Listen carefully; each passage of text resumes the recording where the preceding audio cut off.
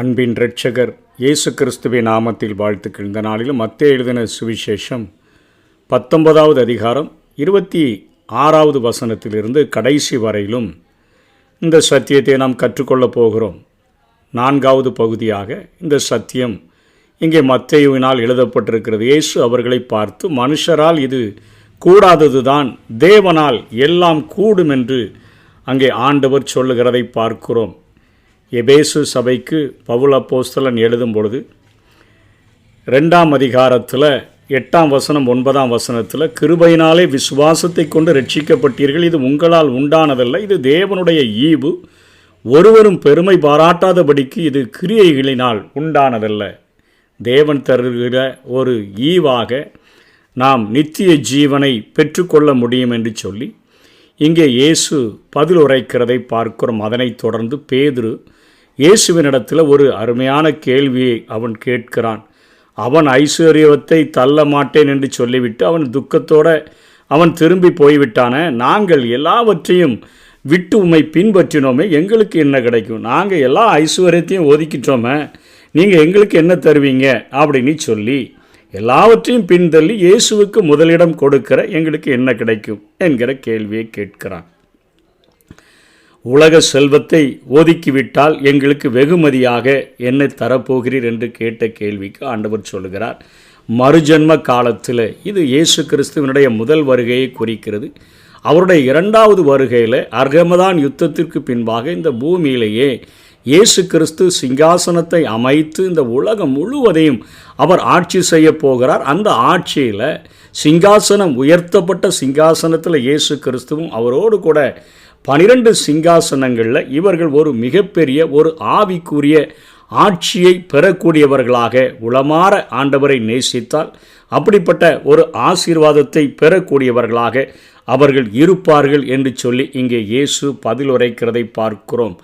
தம்முடைய மகிமையுள்ள சிங்காசனத்தின் மேல் வீற்றிருக்கும் பொழுது நீங்களும் இஸ்ரவேலின் 12 கோத்திரங்களையும், இஸ்ரவேல் தேசம் முழுவதையும் குறிக்கிறது, நியாயம் தீர்க்கிறவர்களாக 12 சிங்காசனங்களின் மேல் வீற்றிருப்பீர்கள் என்று மெய்யாகவே உங்களுக்கு சொல்லுகிறேன். அதனைத் தொடர்ந்து 3 சுவிசேஷங்களுமே இதை பேசுகிறத இங்கே இயேசு சொல்கிறார், என் நாமத்தின் நிமித்தம் வீட்டையாவது, சகோதரரையாவது, சகோதரிகளையாவது, தகப்பனையாவது, தாயையாவது, மனைவியாவது, பிள்ளைகளையாவது, நிலங்களையாவது விட்டவன் எவனோ அவன் 100 அடைந்து நித்திய ஜீவனையும் சுதந்திரித்து கொள்ளுவான் என்று சொல்லி சொன்ன காரியம் என்ன?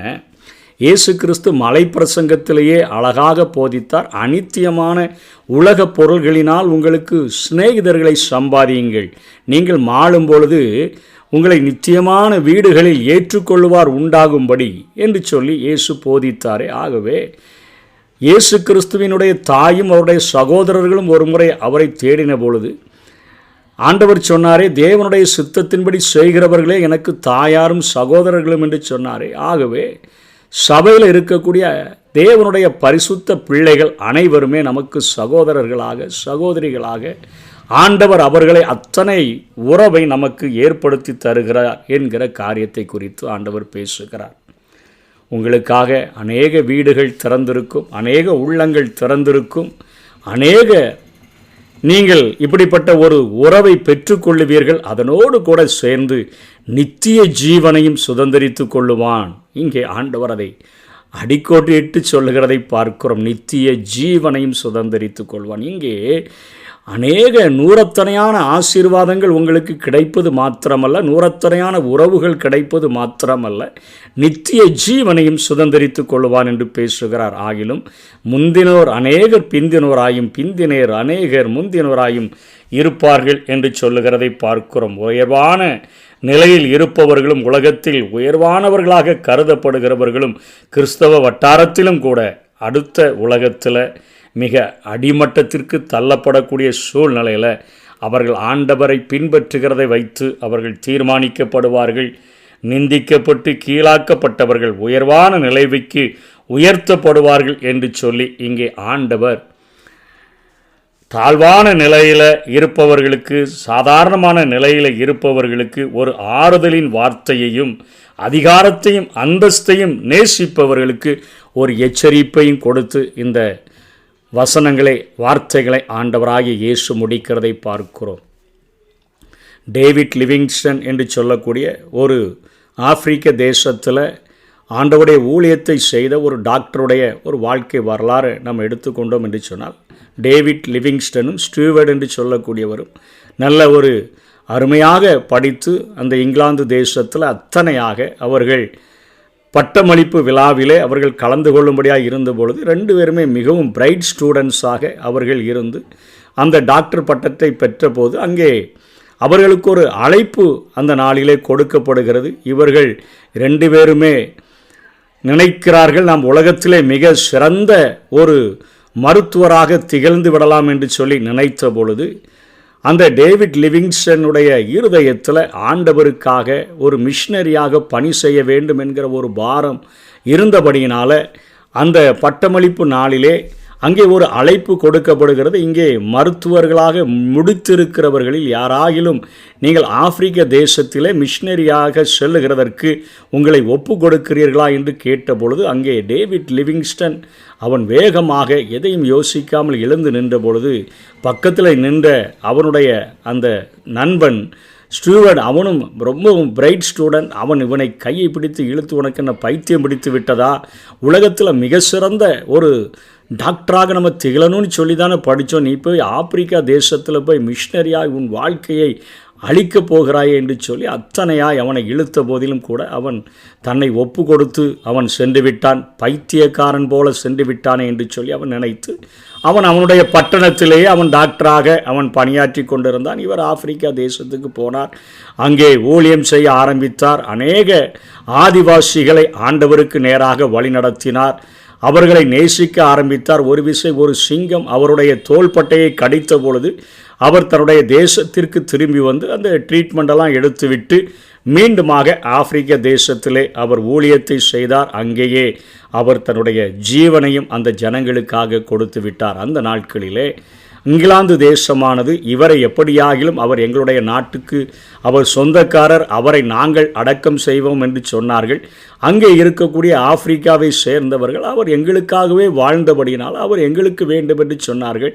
2 பேருக்கும் இடையிலே நடந்த பேச்சுவார்த்தையின் முடிவில் அவர்கள் சொன்னார்கள், அவருடைய இருதயம் எங்களுக்காக அடித்து கொண்டிருந்தபடியினால் அந்த இருதயத்தை எங்களிடத்தில் தந்துருங்க, நாங்கள் அவரை அடக்கம் செய்து கொள்ளுகிறோம், நீங்கள் இந்த உடம்பை வேணால் எடுத்துக்கொண்டு நீங்கள் உங்கள் தேசத்தில் ராஜ மரியாதையோடு கூட நீங்கள் அடக்கம் பண்ணி விடுங்கள் என்று சொல்லி கொடுத்து அனுப்பிவிட்டார்கள். அந்த பேச்சுவார்த்தை முற்று பெற்ற பின்பு அவரை கொண்டு போய் இங்கிலாந்து தேசத்தில் அநேக ராணி சொன்னாங்க, இவரை அரசு மரியாதையுடன் அடக்கம் செய்ய வேண்டும் என்று சொன்னபொழுது அநேகர் சொன்னார்கள், இது டேவிட் லிவிங்ஸ்டன் தானா என்று தெரியாது அப்படின்னுலாம் சொன்னபோது, காய்ந்த நிலையிலெல்லாம் உடம்பு காணப்படுகிறது அப்படின்னு பல காரியங்களை சொன்னபோது அவனுடைய தோள்பட்டையில் இருந்த அந்த சிங்கத்தினால் ஏற்பட்ட காயத்தை பார்த்து இவர்தான் என்று கண்டுகொண்டு பின்பாக அரசு மரியாதையுடன் கூட அத்தனையாக மகிமையாக அவருடைய அடக்க ஆராதனை நடந்து கொண்டிருந்தது. அந்த நேரத்தில் தான் அவரோடு கூட படித்த அந்த டாக்டர் ஸ்டூவர்ட் வந்து பார்க்கும்பொழுது பார்த்தார், அவருக்கு வாழ்க்கையில் அத்தனை விரக்தியாக வாழ்ந்து கொண்டிருந்த மனுஷன் இங்கே தேசமே இவருக்காக மரியாதை கொடுத்து அத்தனையாய் கண்ணீரோடு கூட நிற்கிறது.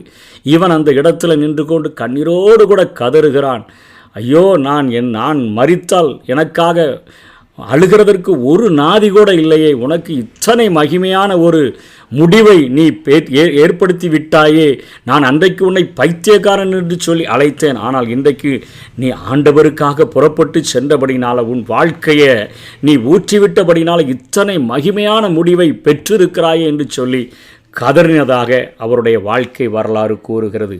இன்றைக்கு அவருடைய நாமத்தின் நிமித்தமாக வீட்டையாவது, சகோதரரையாவது, சகோதரிகளையாவது, தகப்பனையாவது, தாயையாவது, மனைவியாவது, பிள்ளைகளையாவது, நிலங்களையாவது விட்டவன் எவனோனா விட்டுட்டு போக சொல்லலை.